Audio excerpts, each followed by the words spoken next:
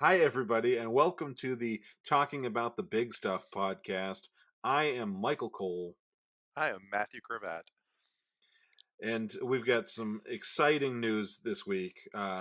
Realistically, because we're recording a couple weeks ahead of time, It's actually history, not news at this yeah, point. but we as of recording this, we're waiting on it to happen. A couple things to happen, but by the time it gets to you, it will absolutely be done. We have formed an LLC, and that's for Chocolate Diamond Media, which is going to be the company that we will operate to put out this podcast along with any other projects we decide we want to do. Um, and we are two of the three owners. Adam is our from our my first episode ever is our third owner. Um, and then the other piece of news is that we have a Patreon. If you want to be one of our patrons and support the show, some of the things that you're going to be getting right off the bat are uh, we'll be getting this episode. You'll be getting any episodes on Monday before at the beginning of the week instead of Friday. Um, Access to the back catalog.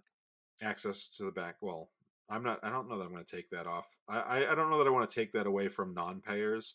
Maybe once we get into the hundreds of episodes or something, we'll start pulling the back catalog down. But we Screw the only non-payers. nah, yeah.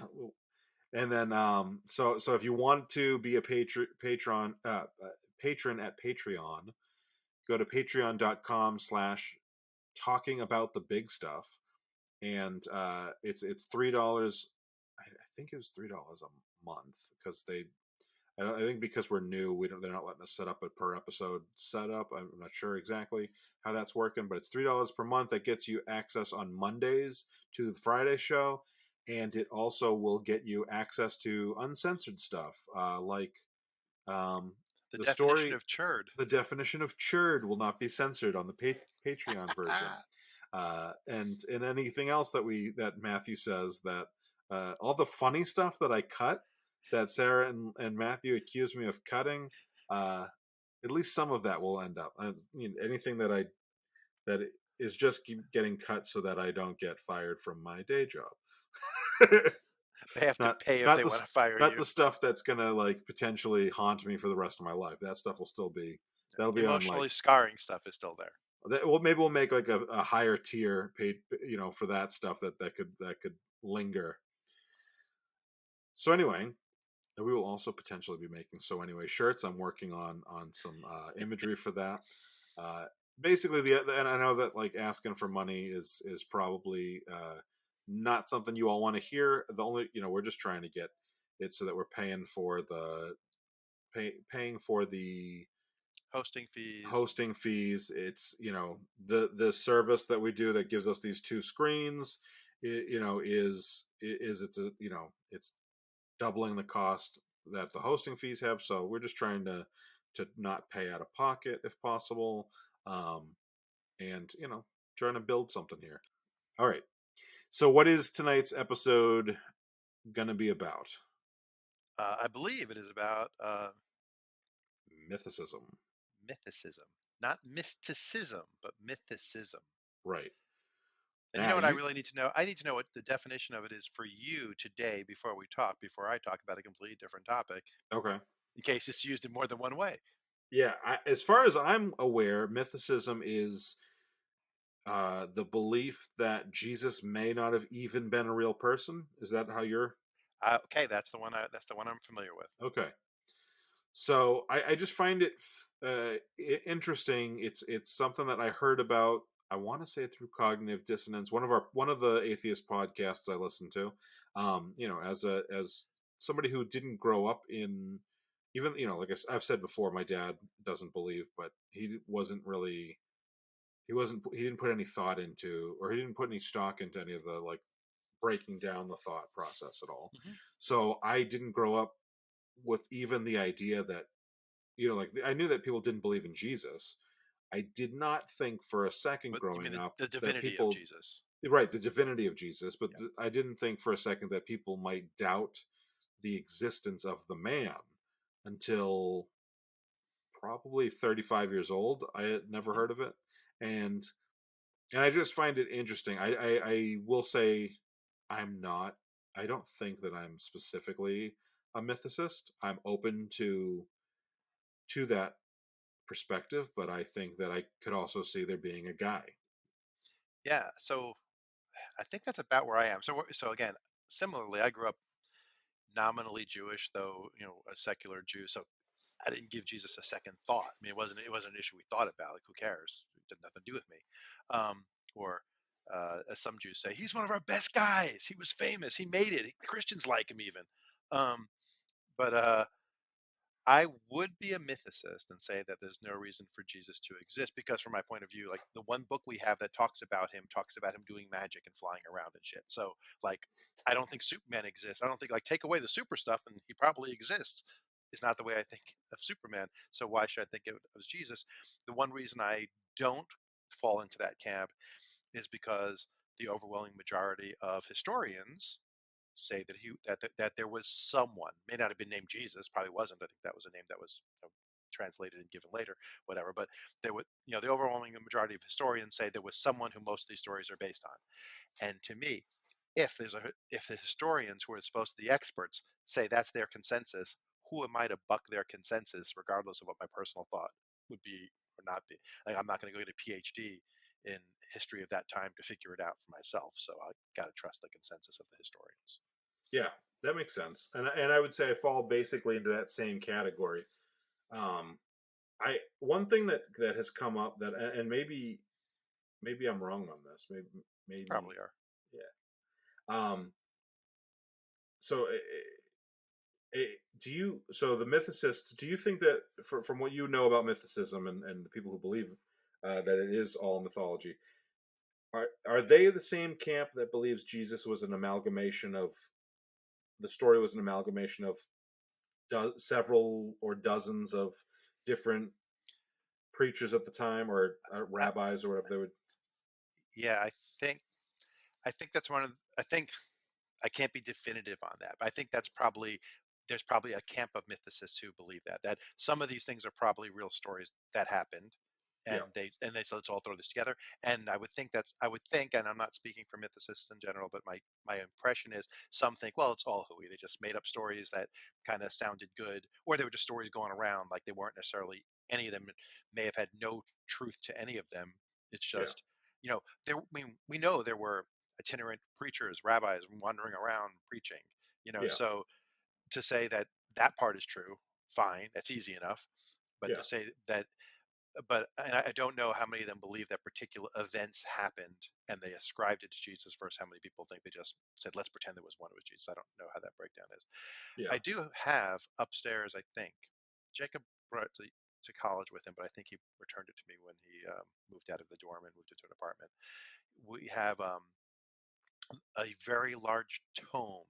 It is not a book, it is a tome called On the Historicity of Jesus. So that's the flip side of uh, is historicity, which is the, existing within history, I guess would mean, right?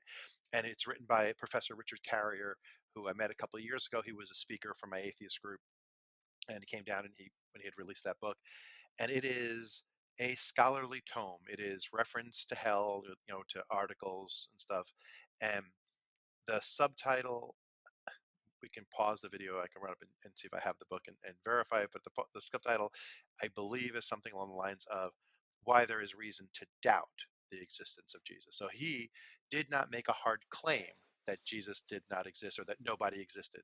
Um, right, but his was all the reasons that why there was no good reason to really believe there was. The main argument, I think that he's like, I can't dispute this main argument that a lot of historians have is nobody at the time said he didn't exist. Like, there yeah, are no things from the first 100 years saying people are lying about this guy Jesus, fake news, fake news.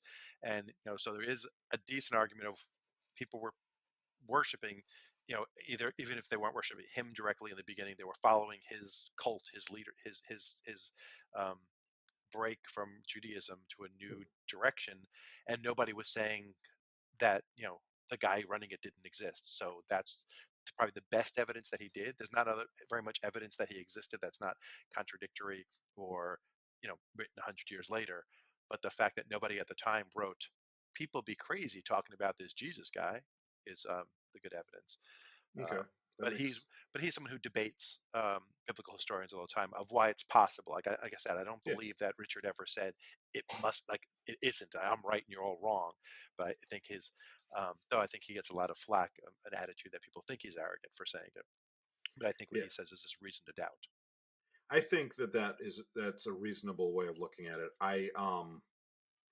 I the idea of there being multiple people that got combined into Jesus makes the most sense to me, especially when you consider we now think of Jesus as Jesus, and other than Latino people, nobody's named Jesus, but at the time it was a very common name.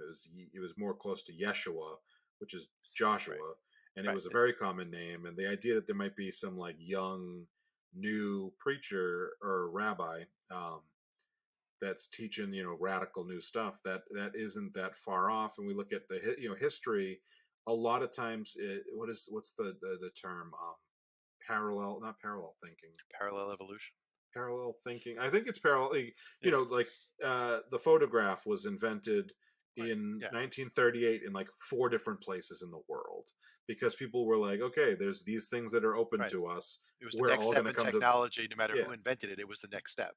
And there's a lot of examples of that throughout at least the last 200 years of history. So I don't see why there couldn't be something similar where you have all these random rabbis of roughly 30 years old are because this new generation is all into a little more love and forgiveness and being good to Yeah. each other.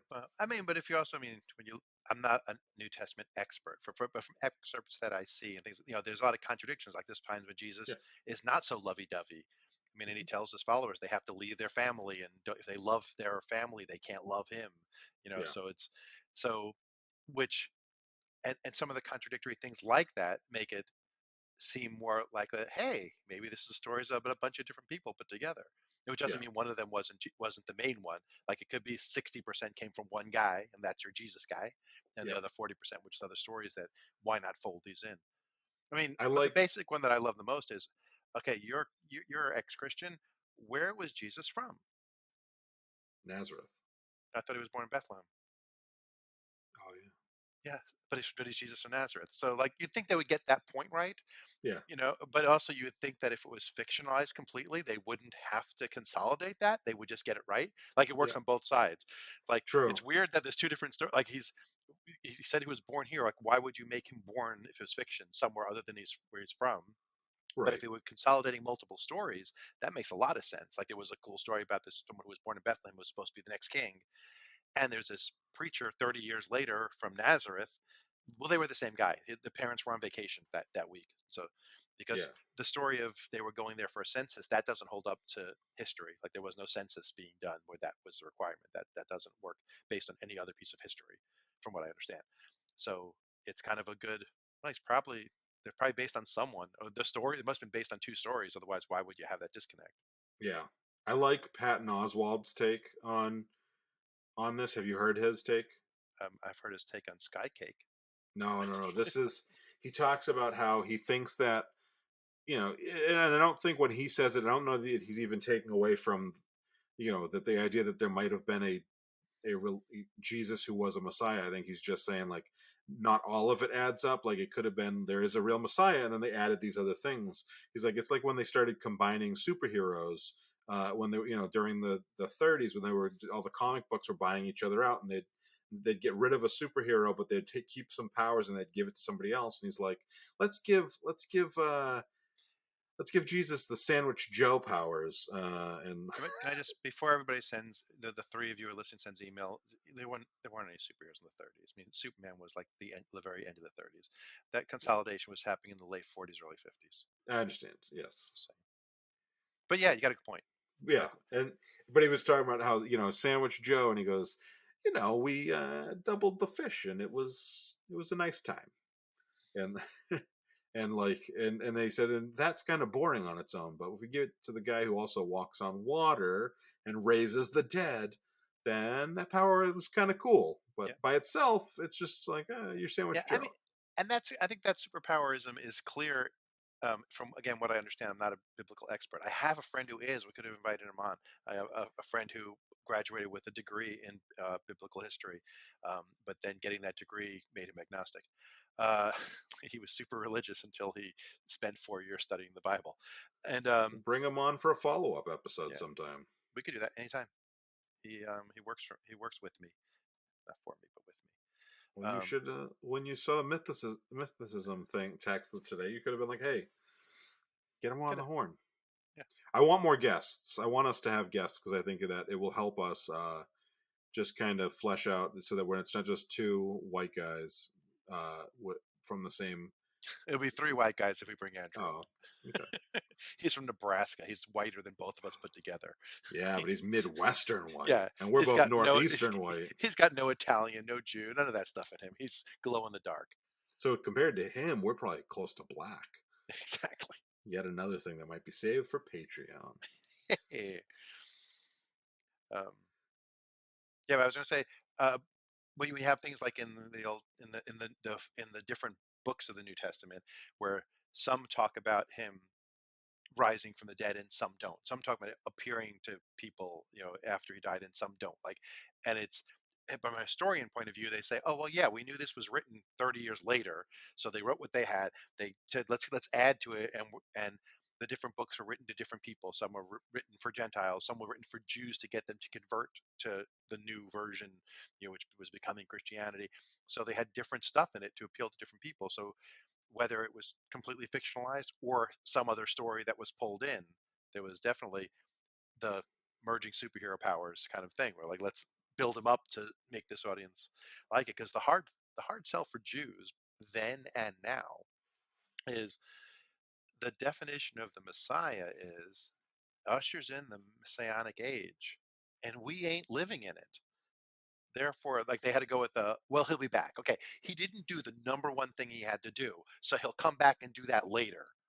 Which also they say coming back and there'll be Judgment Day. So I don't know where the Messiah part comes from, because if we're not going to live in a golden messianic age that the Jews were predicting, then how is he the Messiah?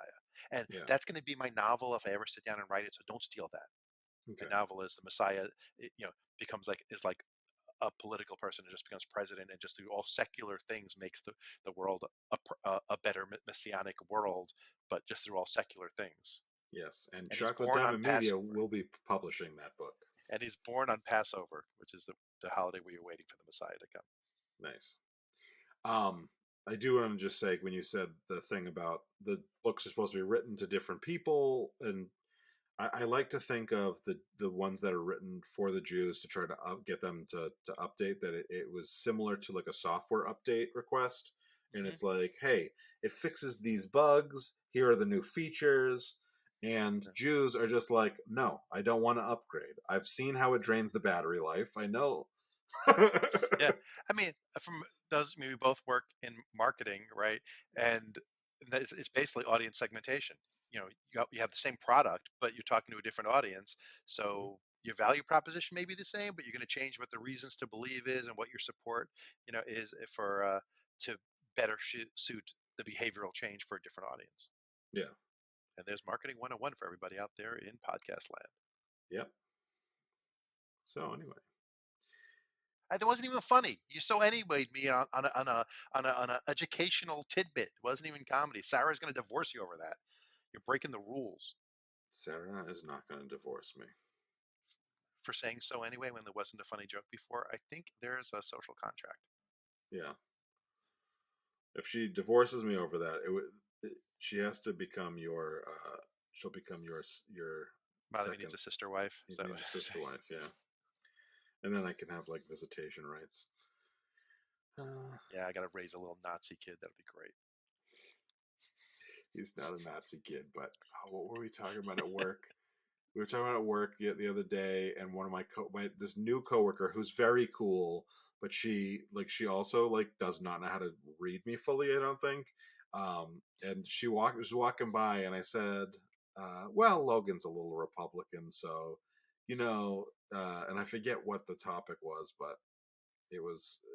And she just like gave me this like, what? That I've was, already that determined was she's your not a Republican, so that was your 6-year-old a Republican. he's 7 now. He's 7 now. He keeps having birthdays every year. It's confusing. Yep, he keeps getting older, and we're a third of the way through. Well, actually, we're closer to half the way through his childhood. Yeah. Anyway, so Oh, did it anyway so instead of a so anyway. anyway, so um, I I guess so. I like the fact that there's a debate about and that they're like. I just feel like it's such a, but I do feel like it's kind of a novel idea of like, Yeah, I would say there's a you could to say there's a debate. It's definitely a minority view. The yeah, mysticism view is very much minority view.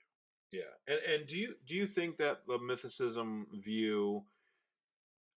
I'm not familiar with the history of the view itself, and I'm wondering if we have if it's a new thing as atheism and or just non-religiousness has become more popular and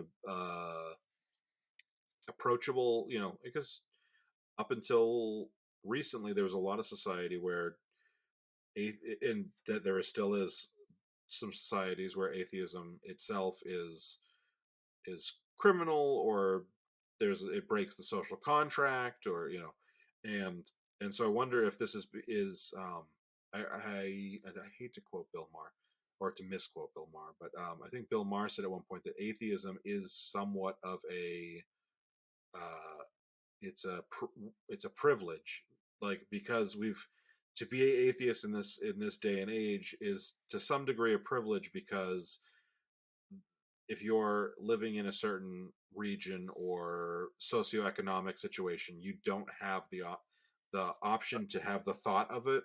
And yeah, I I wonder if think this is it's the a privilege next in tier. some places. I think throughout Hmm. history, there's been plenty of places where religion isn't holding sway nearly. Like we live in America, that's super religious, and and the Middle East is super religious. Europe is not super religious for the most part.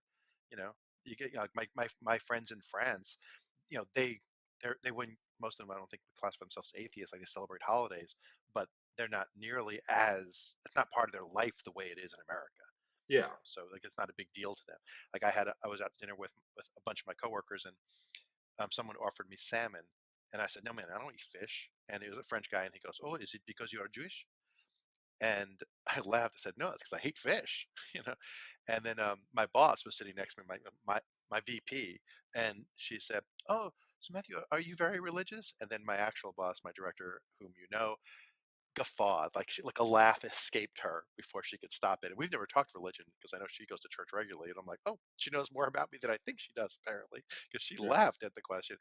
But I looked at my VP and said, I am the least religious person you have ever met in your life, and that is a fact. Because I'm on the board of the local atheist group. Like how less religious can you get? yeah, yeah. No, Um, and like I said, my I grew up knowing that my dad didn't believe in God, but my point, I guess, being is there you know I do think there is a degree to which the level of atheism that you and I are experiencing is a privilege not in the afforded to in all, America, very much, yeah, and you know obviously the Middle East, other places, yeah. but I But there are also places like in the UK where most people are not religious. Like, yeah, there's a lot of places where, in a lot of parts in history, like America wasn't as religious, in parts as it is now. It's got kind of resurgence or right, last death throes because it's actually coming down again now. yeah. And you know, and I guess there's some talk about there could be something in there about passive atheism versus active atheism, acknowledging it versus Yeah, just kind of not thinking ever about it. Which, you know, like I said, I grew up with my dad. Didn't if you right. asked him about it, he'd give you an answer, but he wasn't like he was never My, reading my up on it, listening. my But father specifically said he didn't like using the word atheism because it sounded political to him yeah, until religious laws started getting enacted, and now he's proudly saying it because it's political, because it's a right, response.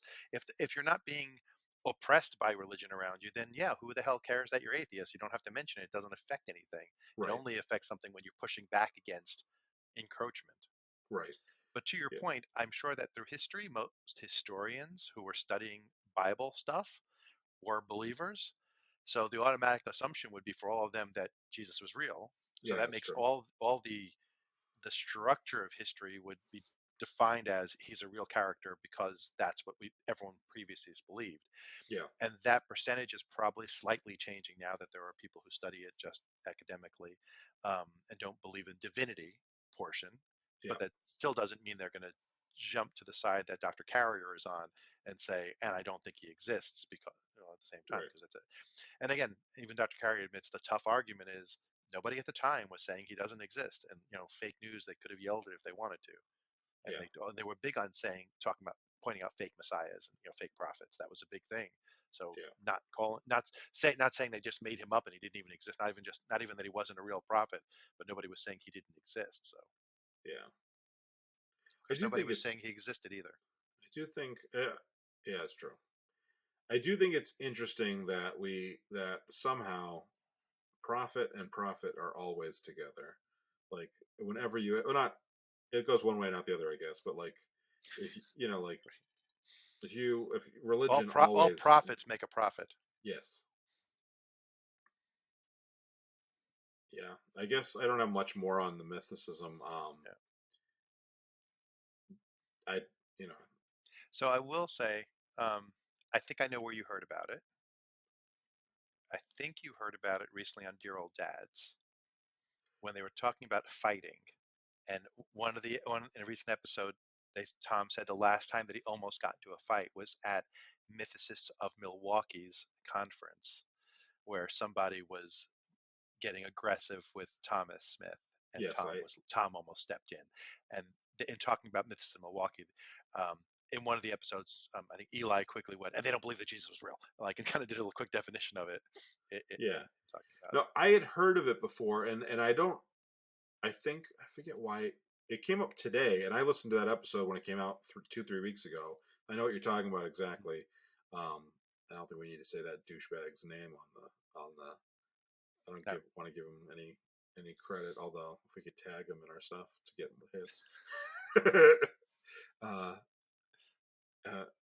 but I think that like I just found it. I think it's like to me it's like a fascinating side of things. Like I think atheism has made sense as it's kind of like when you learn a new like atheism is like you're learning a new language because you know it's going to be useful for business metaphorically and and uh mythicism is kind of like learning a new language because you think it's pretty like there's nothing wrong with that. I have no problem with that. I just think it becomes more of a it's more of a intellectual exercise than I a feel like you're attacking my son. fight for your right. You know what I mean? Like, and I don't have a problem. Like I said, I don't have a problem with that. I just think it's that, and that's what I mean. When I guess when I say it's like a privilege that or, to do that. You know, the fact that we can just kind of we've become so comfortable that like we're beyond debating the existence of God sometimes. Now we can go on and get into the minutia and get into these specific things, and I think that's kind of cool. You know that we're being afforded that. Um, after religion has been pushed upon the people for so long, and still is obviously, but that was the point that I was trying to make. That how am I attacking your son because of the language thing? Yeah, my son who learned German because he Hey, had to take a language in school, but then taught himself Yiddish on YouTube videos just because he wanted I to. And then his wife is teaching him yeah. Arabic because otherwise she won't talk to him. I have my master's degree because I was bored and driving Sarah fucking crazy. So like I'm not the person that's like I don't mean that in a condescending way. I think that sometimes just learning something for the sake of learning something is fun and like or debating or thinking about this curiosity part of us is an important piece. I I will say that like I look up and Wikipedia articles, but like sometimes I will go deep dive and click into stuff when I hear about stuff that I didn't know about. Whether it's someone makes a reference to something, I go Google it. Like I always want to know these things, and a lot of times I'll Google something. I'm like, oh, I think I read about this 2 years ago. Probably doing this exact same thing because my brain can only retain so much. But the idea of the of mental exercise just for that purpose itself, as opposed to, hey, this is a thing that's going to affect or change my life. It's going to make my life better or worse. I'm going to do this because I'm fighting for a right that will affect me in some very real ways, versus is let's just talk about this, you know. Like, that's what this podcast largely is kind of, we're not, very little of what we're doing is necessarily changing our lives by talking here about these topics, but that mythicism is that in within atheism itself, and I think that's interesting. Yeah, because I was thinking earlier, and you just reminded me to bring it back, the question of, and what's the difference? I mean, obviously, if you could prove Jesus didn't exist, that would hurt Christianity if it could be Yeah, proven. Not that Christians would accept the proof. I mean, you can, like, they don't accept that God doesn't exist, yeah, and it's clear from everything in the universe. So, what is the difference whether there was one Jesus, three different guys who have been consolidated, or no one at all, and it's all completely fiction? Like, it doesn't change anything about the impact of Christianity and and where we are, and people's belief. People are going to believe it regardless of whether it's true. right, right. And yeah, and listening. So the first time I heard it was on Cogdis. I'm pretty sure it was not on the Dear Old Dads podcast, and they were talking to somebody, and they kind of, whoever they had on as their, and they haven't had guests in a while, but a couple, this was 2 3 years ago, they had a guest on, and and the guest was a mythicist, and I don't even remember. It could be that Cecil's a mythicist and Tom isn't, or vice versa, or maybe neither of them are. I forget. They were clearly not interested in getting into it, but they kind of explained it for those of us who didn't know what it was. And the idea that there was this debate within atheism, it just was kind of cool. It was like, oh, this is like a, you know, it's like a new, you know, Yeah, it's like finding out yeah. I about mean, pickleball after I think tennis for, yeah, I think it's funny because to me it's an interesting intellectual exercise exactly, in which I am never going to be expert enough that my opinion outweighs um, right, the consensus of professionals. So, like talking to Dr. Carrier and leafing through his book, I honestly did not read it cover to cover. A friend of mine who is a Latin professor and had like a history, masters, I think, masters.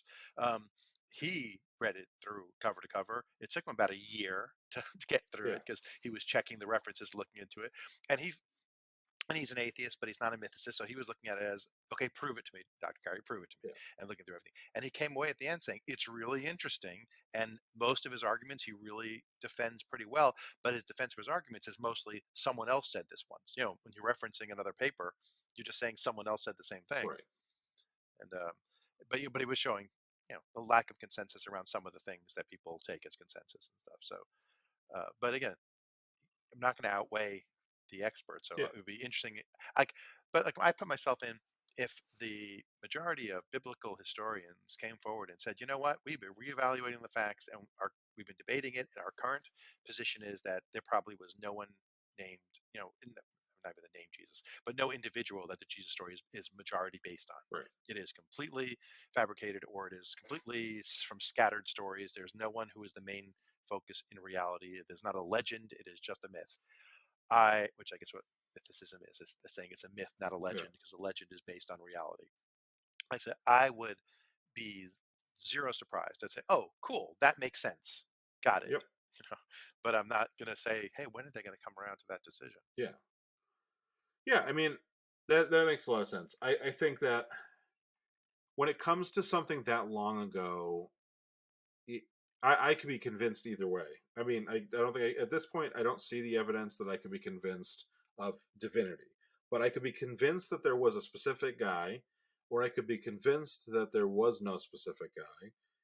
Either way, and I think that, like, when it comes to 2,000 years ago, when the claim is not supernatural in and of itself, like, you know, we're taking out the supernatural part of this, or supernatural, yeah, um, I More than yeah, natural. Yep. when you're taking that part out of it, I have zero.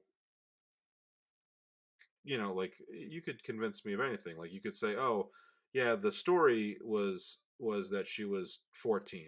but she was actually 12, or she was actually 16, or like all those details. I'm like, yeah, well, we're the records from 2,000 years ago for a non royal person, what quality are they going to be? And Right. they're, I mean, I don't think there's any record of it yeah, except the Bible. right, And so, I mean, so the question of even, I mean, I don't think he was born of a virgin. So I don't know what the parentage of the person we refer to as Jesus was anyway. And I don't think it's consistent in the stories. I think that like was a virgin came up in is in is not in one of the books. It's in one of the other books because this this is something that would make it more believable to this group. Let's add that in there. yeah. I mean, what really one of the places he misses really big on Judaism being the Messiah is the Messiah is supposed to be descended from David through the father, and the father's if the father were God, not Joseph might be descended from David. I think Joseph is supposed to be, but if Joseph isn't the father, who cares that Joseph is descended from David? If if the father was a holy rape from God, how, how do you work that out? And let him say yes, it was rape because there's no way that you can have an equal level of agency to give consent to God if God existed. It's like your boss's boss's boss's boss's boss. Even if you said yes, still, come on, the power structure dynamic there is not appropriate. I think there's an argument to be made that if God's real and God is what God is claimed to be, that he could make her Make her. That's right. make her so intellectually, emotionally, and everything else aware within the situation that he could make her able to consent. I think what you said, I'm going to alter her mind until she consents. That's what you just said, right? It's kind of like when he punishes That's Pharaoh because you're repeatedly in the plagues, and after everyone, it says Pharaoh was ready to let the Jews go, and God hardened Pharaoh's heart so he would still keep them slaves just so he can do another plague.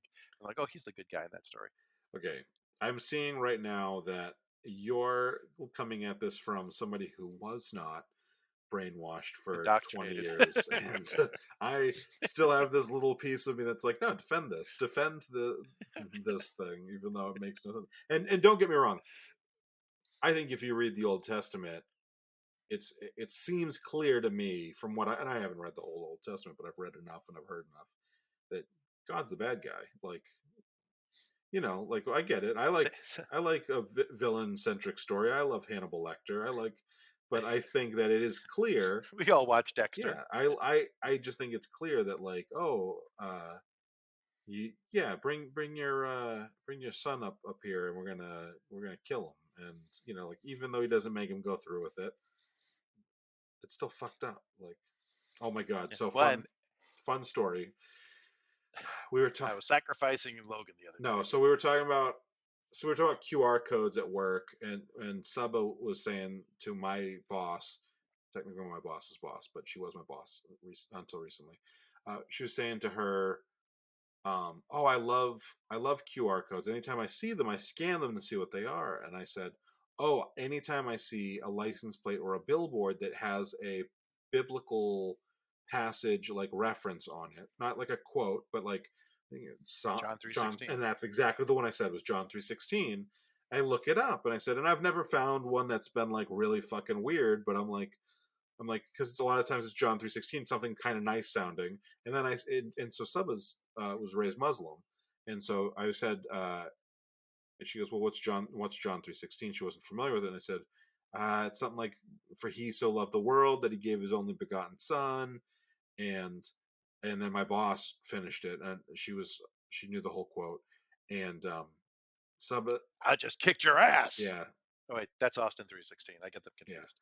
no, and so Subba goes, oh, is that about the guy that killed his son? And I'm like, it's about Jesus. And she's like, what? And I'm like, he gave his only begotten son. And she's like, no, but the guy who killed his son. And I'm like, I don't know. I'm like, are you talking about the guy? And then I thought you were talking about, was it Abraham that brought the son that was supposed to bring the son up? Abraham almost killed Isaac, but didn't.